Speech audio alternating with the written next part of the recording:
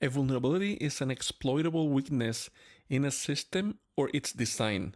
Actually, vulnerabilities can be found in protocols, operating systems, applications, hardware, and also system designs, as I mentioned before.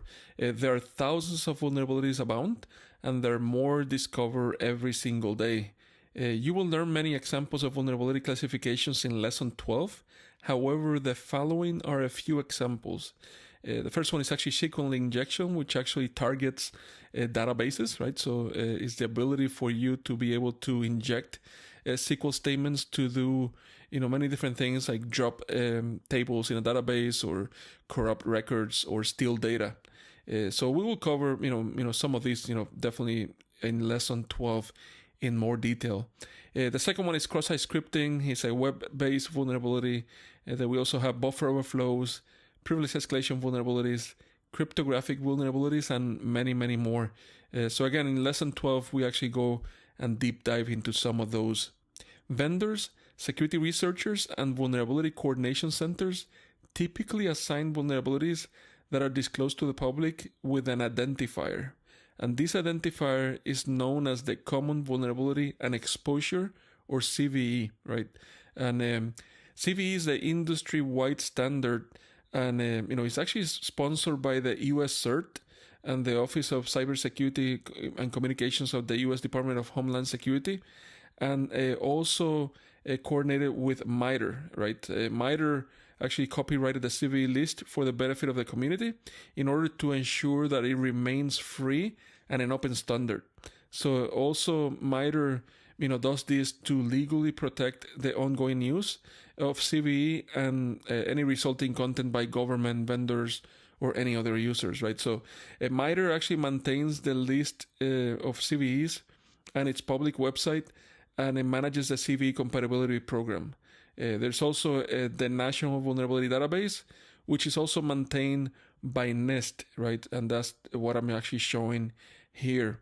Now, MITRE actually oversees the CVE naming authorities, or CNAs, and provides impartial technical guidance to the actual editorial board, to the CVE editorial board, and it does that through the process to ensure that CVEs serve the public interest.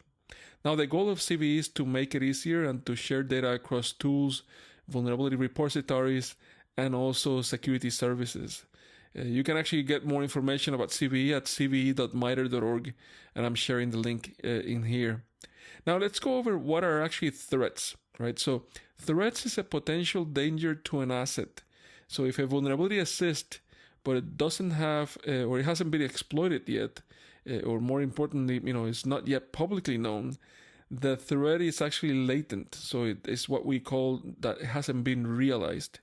If someone is actually actively launching an attack against your system and successfully, access something or compromises the security of that asset, then that's whenever we consider the threat to be realized. The entity that takes advantage of the vulnerability is known as the malicious actor or threat actor. So there are many definitions, out there, and some folks actually just call them hackers. Other ones actually prefer not to use the word hacker because anybody can actually be a hacker and modify systems not only for a malicious intent. So the industry is actually moving into calling these either attackers, malicious actors, or threat actors, right? So basically all mean the same. And the path actually used by this actor to perform the attack is actually known as a threat agent or threat vector. Now, a countermeasure is a safeguard that somehow mitigates the potential risk, right? So it does this by either reducing or eliminating the vulnerability, or at least reducing the likelihood of the threat agent to actually exploit the risk. So, for example, you may have an unpatched machine in your network that making it, highly vulnerable. So, if that machine is actually unplugged from the network, it actually ceases to have any interaction with, exchanging data with any other device. So, you may actually have successfully mitigated all those vulnerabilities.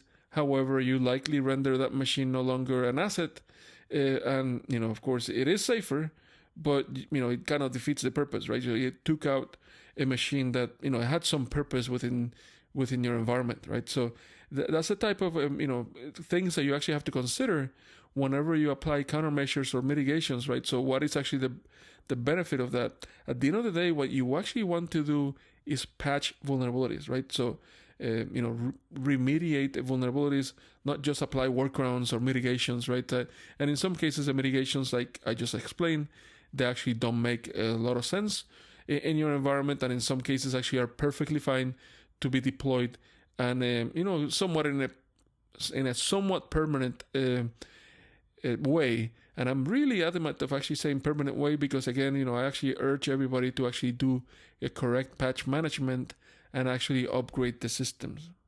Let's go over what is an exploit. An exploit is a software or a sequence of commands that actually take advantage of a vulnerability in order to cause harm to a system or to a network. There are several methods of classifying exploits.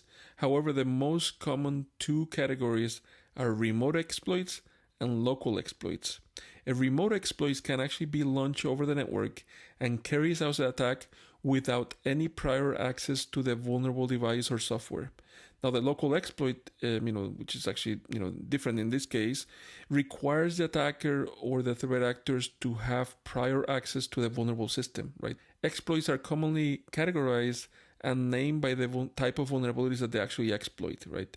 There's also the concept of exploit kits. Right? So, an exploit kit is actually a compilation of exploits that are often designed to be served from web servers, right? The main purpose is actually to identify software vulnerabilities in client machines that are connecting to those web servers, and then exploiting such vulnerabilities to upload and execute malicious code or malware into the client, right? So malicious code is also referred to as malware. The following are a few examples of known exploit kits, and there are many more there. This is just a few examples of them. The first one is actually Angular, and actually Cisco Talos have covered and explained numerous exploit kits in detail, including Angular. And I'm including a few links in here for your reference from a Talos blog that you can actually get more information about this exploit kit, right? So again, we have Angular, we have MPAC, Fiesta, Phoenix, Blackhole, CrimePack, Rig, and the list goes on and on, right? So again, the main purpose of these exploit kits is actually to identify software vulnerabilities in client machines and then exploiting those vulnerabilities to upload and execute malware.